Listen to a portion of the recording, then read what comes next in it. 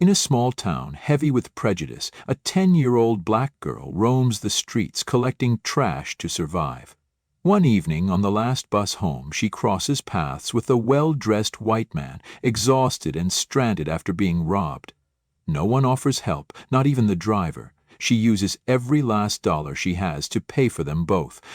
Little does she know, that man is a wealthy CEO, and her small act of kindness will change both their lives forever. Before we dive in this story, let us know where you're watching from. We love to hear your thought. The smell of fried food and cotton candy drifted through the crisp morning air of Mapleton, a small town nestled between rolling hills and quiet neighborhoods where life looked picture perfect. At least for some. Colorful flags flapped above rows of booths as families strolled down the main street, laughing, eating, spending money like it grew on trees. The annual spring fair had returned, turning the otherwise sleepy town into a crowded, noisy carnival of balloons, music, and smiling faces. But beneath the cheerful surface lingered something colder.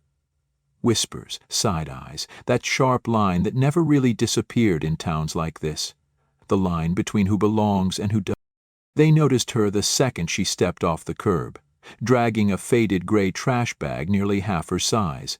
A little black girl, barely 10, skinny, dark curls pulled back into a tight bun, wearing clothes so worn the edges had frayed to threads. Her old sneakers scuffed the pavement as she moved, head down, eyes sharp, careful not to meet anyone's gaze. The bag behind her rattled softly. Plastic bottles, aluminum cans, scraps of other people's good times. People shifted as she passed. A woman in a floral dress wrinkled her nose and steered her toddler away. A group of teenage boys in varsity jackets chuckled under their breath. "Look, Riverstone, trash in town," one muttered, not even bothering to hide it. Riverstone? The next town over. Everyone knew that's where most of the black folks lived. And in Mapleton, even a kid could feel the invisible wall. Amara didn't flinch. She was used to it. The stares, the whispers, the thinly veiled disgust. She wasn't here to make friends. She was here for the trash, the empty soda bottles, crumpled beer cans, forgotten plastic lying beneath benches and beside food stalls. Junk to them, a few coins for her. The fair bustled around her, bright and loud. Kids zipped by with balloons. Couples posed for selfies by the Ferris wheel. Vendors shouted deals on funnel cakes and lemonade. But wherever Amara walked, space opened up, like the sea parting, not out of respect, but fear, contempt, discomfort. Even other black folks at the fair kept their distance, eyes low, afraid to be seen as part of her kind. The girl with the bag, the girl from Riverstone. The little nobody with nothing. As the sun began to sink behind the town's white-painted rooftops, the fair slowly unraveled. Booths closed, music faded, crowds thinned. Amara wiped her brow, glancing at the almost full bag of recyclables. Not bad for a day's work.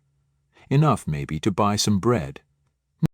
She slipped through an alley and hurried toward the old bus stop at the edge of town. The streetlights flickered on as she approached. The cracked bench, the faded map behind glass, the worn sign that read, "Riverstone, last stop." A few folks were already waiting, shoppers with bags, tired faces, but they all shared that same unspoken agreement. Ignore the little black girl with the trash bag. Let her blend into the shadows. Amara didn't mind. Shadows were safer than stairs. But that night, she wasn't the only one on the edge of belonging. Sitting at the far end of the bench was a man. Older, maybe 50, white, dressed in what once was a crisp dress shirt, now rumpled and stained, his slacks dusty, shoes scuffed. His hair, graying at the temples, stuck to his forehead with sweat. He looked like he'd walked all day, maybe longer. His eyes, tired, lost, darting around the street like he wasn't sure where he was anymore. The bus hissed around the corner. The headlights cast long shadows over the cracked sidewalk. The driver barely glanced at the man as the doors creaked open. "Well, you getting on or what?" the driver barked, voice dripping with the same disdain Amara had heard her whole life. But the man hesitated. His hand hovered near his pocket, empty. His jaw clenched. Everyone else averted their eyes. No one offered help. No one ever did, and for the first time in a long while, Amara wasn't invisible. She was the one who saw it.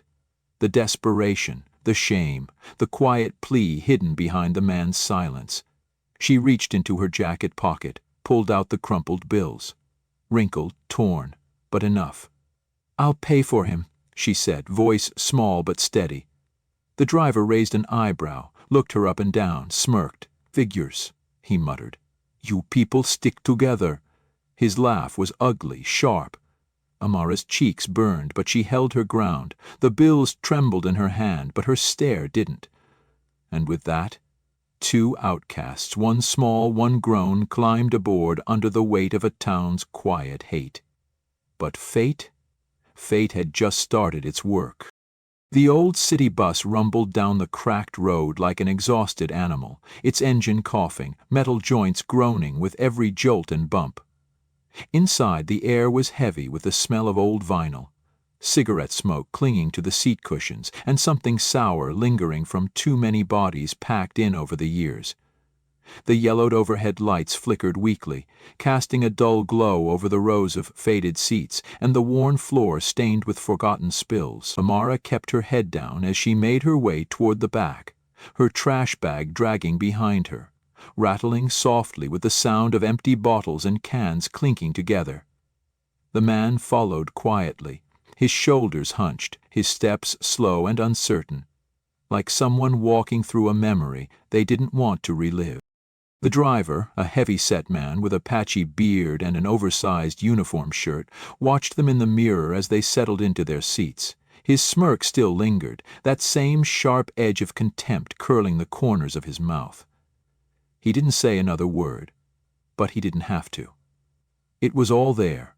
The look, the shrug, the way he mashed the gas pedal a little too hard as the bus jerked forward, tossing Amara slightly in her seat. The other passengers barely looked at them. A woman near the front clutched her shopping bags closer. A man in work boots and a ball cap pretended to sleep but kept sneaking glances toward the back. No one said anything, but the message was clear as glass. You don't belong here, neither of you. Stay quiet, stay invisible. Amara pressed herself against the window, the cold glass grounding her. Outside, the town blurred past in streaks of neon signs, shuttered storefronts, and rows of old houses sagging under years of disrepair. Streetlights flickered overhead, their glow hazy in the thick night air.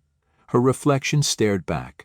Small, dark eyes beneath curls pulled tight, the faint smudge of dirt across her cheekbone, lips pressed together in quiet defiance. 10 years old, and already she understood this world better than most grown-ups ever would. The man sat across the aisle, his eyes fixed on the floor, hands resting awkwardly in his lap. His expensive shirt, now wrinkled and stained, looked out of place here. His leather shoes were scuffed, one of the laces frayed at the ends. But it wasn't the clothes that gave him away, it was the way he carried himself. Or at least, used to. The broad shoulders slightly slumped now, the tight jaw, the way his eyes flicked toward the other passengers, calculating, uncertain. He wasn't from this side of life, not usually. But tonight he was as much a ghost as she was. For a while, neither of them spoke. The bus rattled over potholes, brakes screeching at every intersection. Amara counted the stops, her small fingers tightening around the strap of her trash bag each time the doors hissed open. More people got off.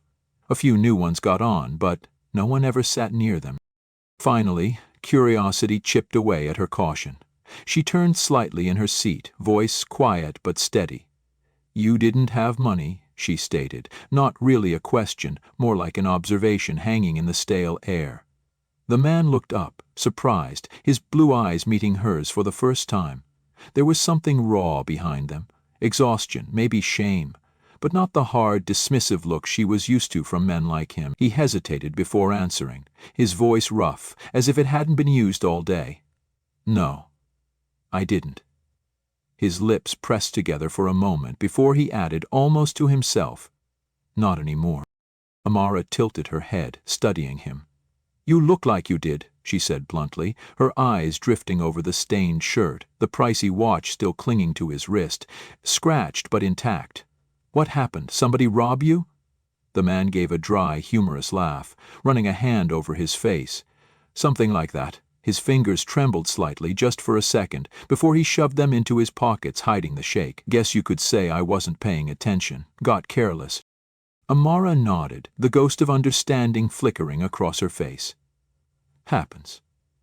They fell silent again as the bus rolled through the dark outskirts of Mapleton, the streetlights thinning, giving way to stretches of cracked pavement and shuttered gas stations, the hum of the engine, the occasional cough from the driver, the rattle of loose windows. It all blurred together in a monotonous soundtrack of forgotten spaces. The man leaned his head back against the seat, eyes drifting to the ceiling, but his mind wasn't resting. His gaze flicked down to the girl across from him, the small, wiry frame curled protectively around the trash bag, the sharp eyes beneath thick lashes, the quiet but undeniable defiance etched into every inch of her. She couldn't have been more than 10, yet she moved like someone twice that age. No fear, no trust, just constant calculation, the same way he'd learned to move today. "Whether you do it?" he asked finally, breaking the quiet. His voice was low, cautious, like he wasn't sure he deserved to ask. "Why'd you pay for me?" Amara's eyes met his, steady and unflinching. She shrugged one small shoulder. "Ain't nobody else gonna do it?" Her tone wasn't bitter, just matter of fact, like the sky was blue, people were cruel, and that's just how it was. "Figured you know what that feels like." The man let out a slow breath, eyes dropping to the floor. Yeah. He knew. For the first time in a long time, maybe more than he cared to admit, the bus shuddered to a stop.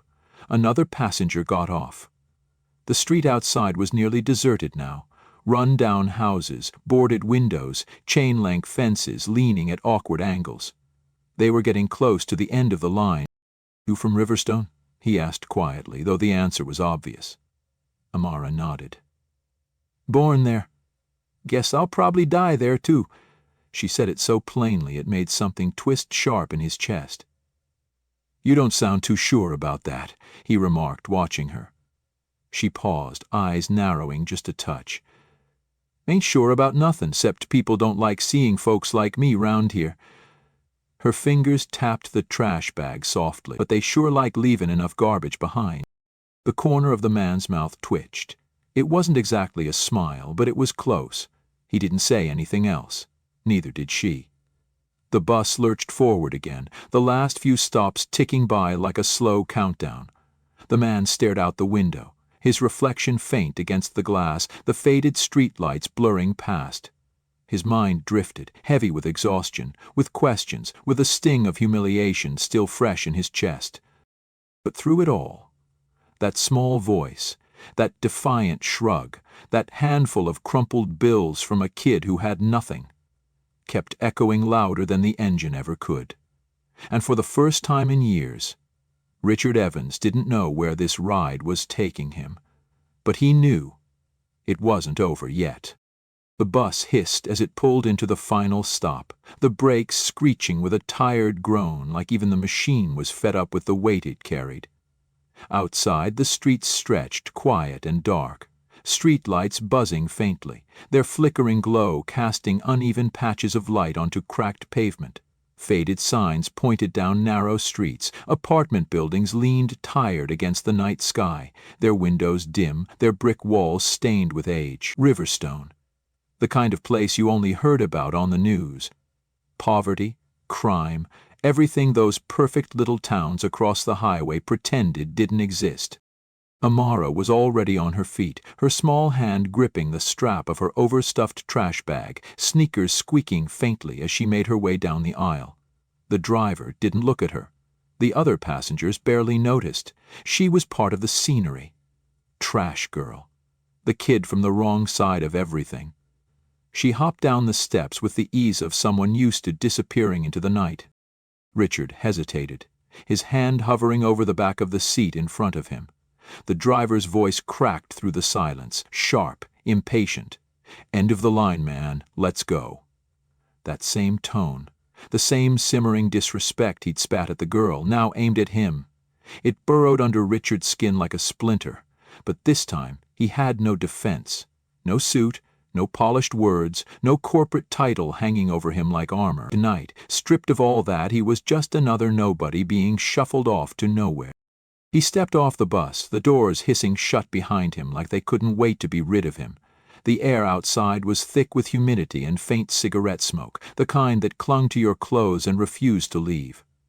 The buildings around him loomed, windows dark, paint peeling, the streets cracked and littered with forgotten scraps of life.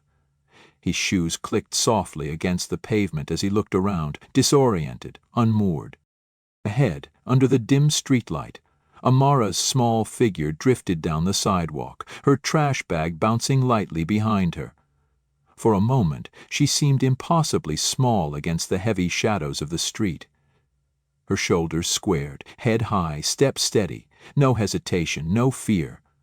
Just quiet resolve, like she'd walked these streets 100 nights before. Richard watched her for a moment longer than he meant to, something unfamiliar tightening in his chest. The weight of the day, the robbery, the bus ride, the humiliation, pressed down harder now, mixing with the gnawing unease creeping up his spine. He had always known, in some abstract, distant way, that places like this existed, but standing here, breathing it in, stripped of his status and shield, it wasn't distant anymore. It was suffocatingly real. He turned in the opposite direction, hands shoved deep in his pockets, shoes crunching over loose gravel as he started walking. The further he got from the bus stop, the more the streets changed. The cheap apartment buildings gave way to warehouses, then empty parking lots, then wide, empty intersections where even the streetlights flickered out entirely. He walked for blocks, his mind heavy, his chest hollow, until finally the world began to shift again. The sidewalks got cleaner. Storefronts appeared, first boarded up, then open, neon signs humming quietly. The buildings grew taller, glassier, more expensive. He passed late-night coffee shops where baristas packed up for closing, pedestrians in tailored coats, the faint hum of expensive cars sliding by. The forgotten edges of the city fell behind him, replaced by the polished heart of downtown. The heart he ruled, are used to. When the glass doors of his buildings slid open, the concierge's eyes widened, surprise flashing across his face before he quickly masked it. Richard didn't stop, didn't explain.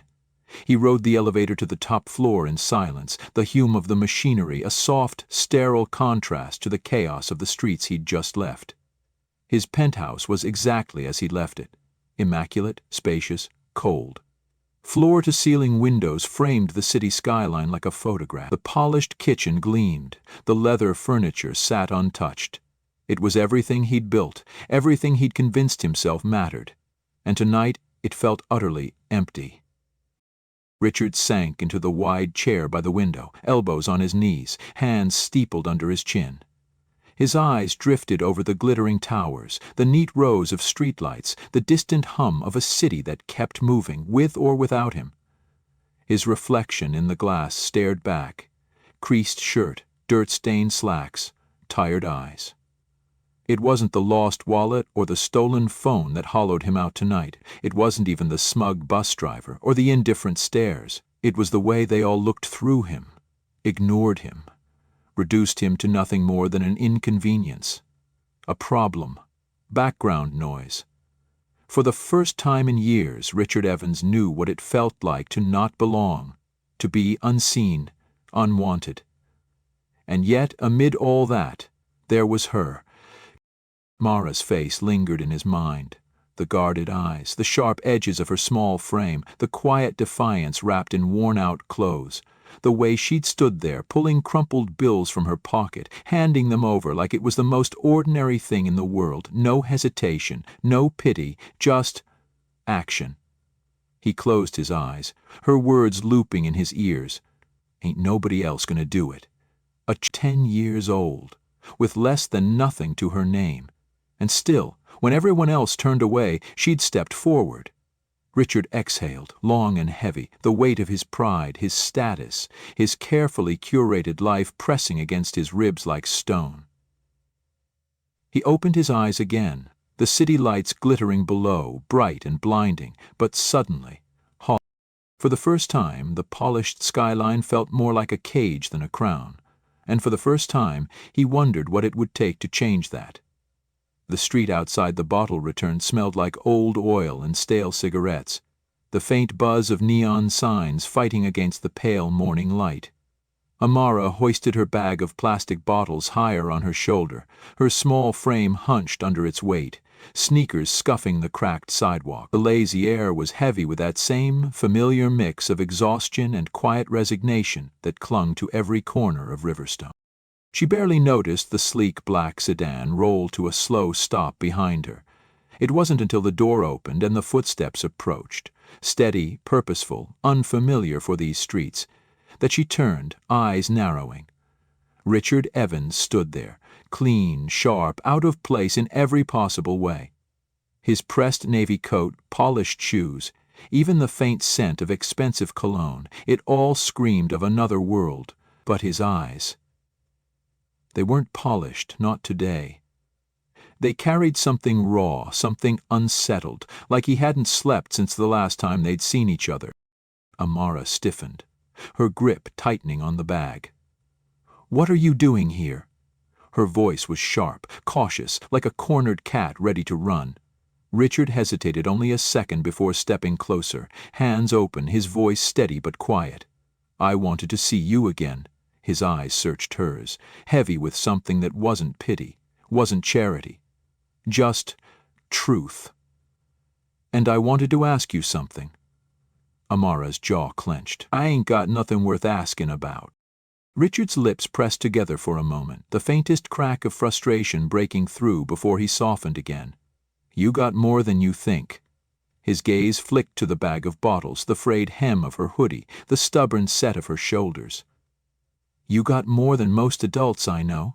She bristled at that, eyes narrowing further. "What, 'cause I picked up your sorry butt last night when nobody else would?" Her chin tilted defiantly. "Don't mean you owe me nothing, I ain't stupid." Richard exhaled, a slow, measured breath. "No, you're not." He took another careful step closer, his voice lowering. "Which is why I'm going to be straight with you. I don't just owe you, I respect you." He paused, then added, quiet but steady, "And I want to help." Amara's laugh was small and sharp, like glass breaking underfoot. "Help?" She shook her head, curls bouncing slightly. "Ain't nobody helping little black girls from Riverstone, not unless they want something." Her eyes flashed, cold, too old for her face. "Ain't nobody that good." Richard's expression faltered for the briefest second, the weight of her words settling hard in his chest. But he didn't back down. "I don't want anything from you." His voice cracked slightly as he added, "But I owe it to you to try and be better." Amara's arms crossed over her chest, chin lifting, her small frame still radiating defiance. "You don't get it." Her voice dropped, bitter, low. "There ain't no better for people like me. My mama told me that before she left. She said, don't trust no smiles, don't trust no handouts, 'cause this world don't love girls like me. And folks like you," she motioned to him, to the polished coat, the clean shoes, the skin he wore like an unspoken shield. "You don't care. You look right through us." "Till you don't." Her words sliced clean through the morning haze, the accusation hanging heavy between them. Richard's throat tightened, his hands dropped to his sides as a bitter swell of shame crawled under his skin. She wasn't wrong, not completely. He'd spent years doing exactly that, walking past, looking through, never seeing, and then, without thinking, he stepped forward and pulled her into his arms. Amara stiffened instantly, muscles locking, her small fists curling against his chest, but Richard didn't flinch. His arms wrapped around her gently but firmly, the way a man who's never known how to say the right thing chooses the only truth left in action. "I'm sorry," he whispered, the words raw, rough, pressed into her tangled curls. "I'm sorry for this world. I'm sorry for every time someone looked away, for every time I looked away." Amara's shoulders twitched, her fists pressing harder against him like she wanted to shove him back but didn't know how. The fight in her was still there, coiled tight, but beneath it, something cracked. Just for a second, Richard's voice dropped lower, nearly breaking. You shouldn't have to think like that. Not at 10. Not ever. His hand rested lightly on her back, his breath steady despite the tremor in his chest. I can't fix the whole world, kid, but I can start here, with you. For a long moment, neither of them moved.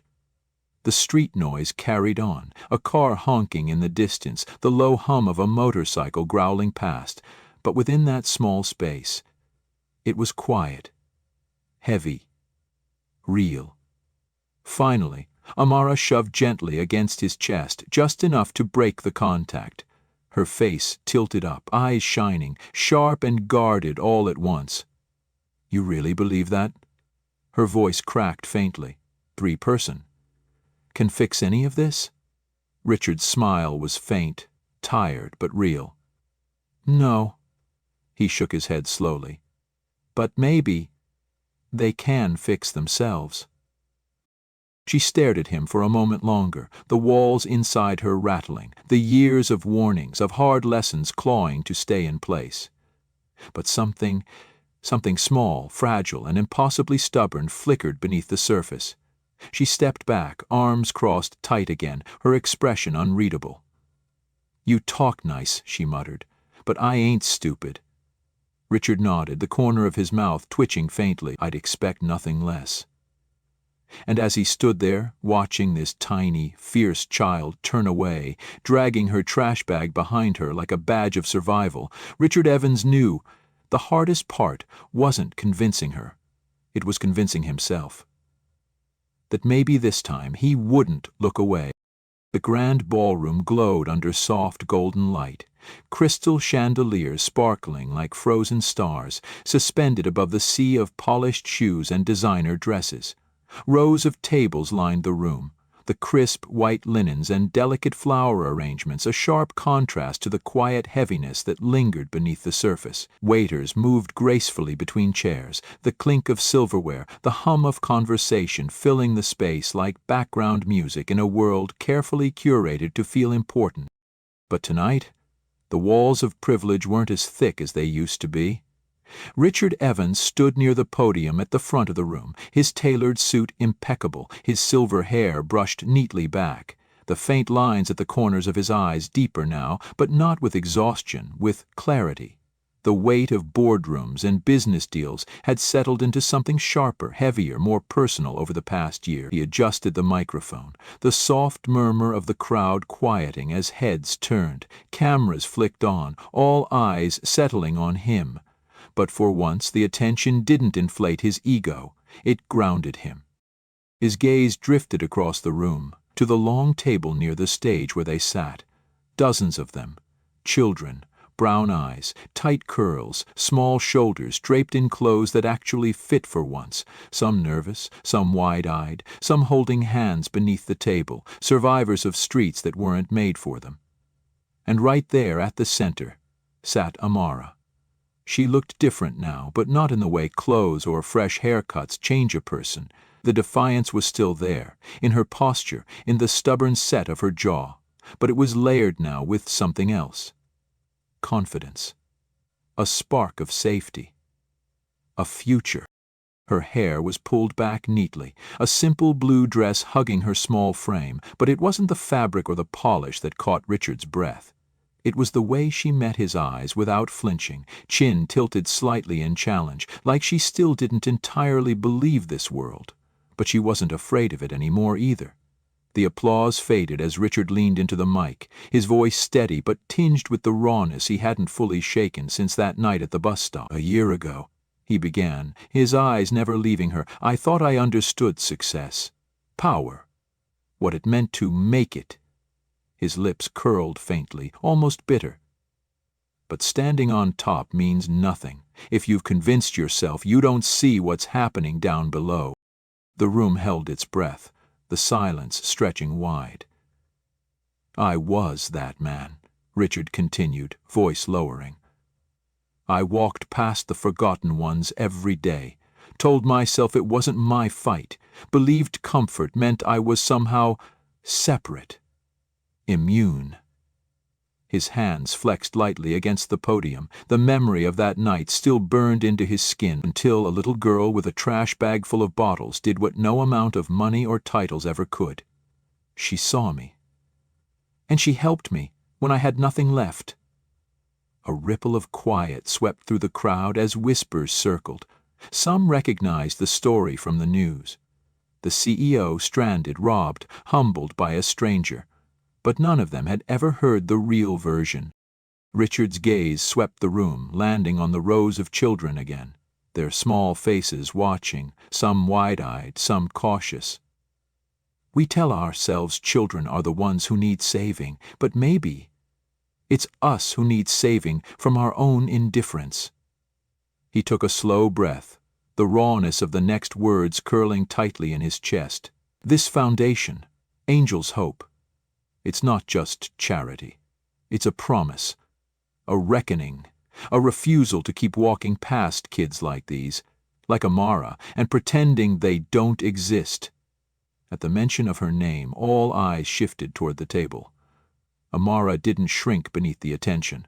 Her eyes stayed locked on Richard, sharp, steady, a quiet challenge beneath the surface, as if to say, "You better mean every word." Richard smiled faintly, the corners of his mouth twitching with something warmer. Pride. And maybe redemption. The applause rose, steady, sincere, rippling through the room like a small wave of overdue acknowledgement. Richard stepped back, shoulders settling, but his eyes never left Amara. Later, after handshakes and staged photographs, after donors sipped their wine and congratulated each other for their generosity, Richard found her standing near the balcony, away from the noise. The city stretched behind her in glittering lines of light, but her eyes were on him before he even spoke. "You didn't run this time," he remarked softly, hands sliding into his pockets. Amara shrugged, that familiar, unbothered smirk tugging at her mouth. "Hard to run in new shoes." She tilted her foot, the shiny black flats catching the light. "Besides, I had pancakes to finish." Richard chuckled quietly, the memory of their first breakfast flickering behind his eyes. He sobered as he added, voice lowering, "This, all of this, it doesn't fix everything. You were right. The world's still what it is." Amara's eyes softened, a quiet understanding slipping through the cracks of old defenses. "Yeah." Her voice was low, almost tired for someone so young. "But it's a start." They stood there for a long moment, the city humming below, the weight of the ballroom pressing behind them, and for the first time, it didn't feel impossible. It felt earned. And as the night unfolded, as speeches gave way to music and cautious hope flickered across worn faces, Richard Evans understood something he never thought he would. Angels don't always have wings. Sometimes they carry trash bags, and sometimes they save you long before you ever think to save them. Join us to share meaningful stories by hitting the like and subscribe buttons. Don't forget to turn on the notification bell to start your day with profound lessons and heartfelt empathy.